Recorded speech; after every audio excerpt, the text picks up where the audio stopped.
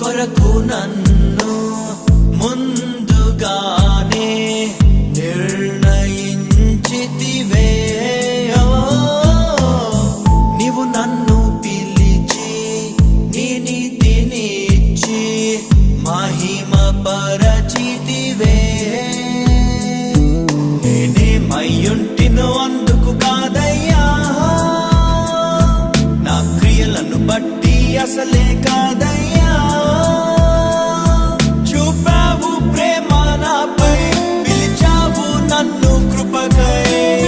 జనములకు ప్రవక్త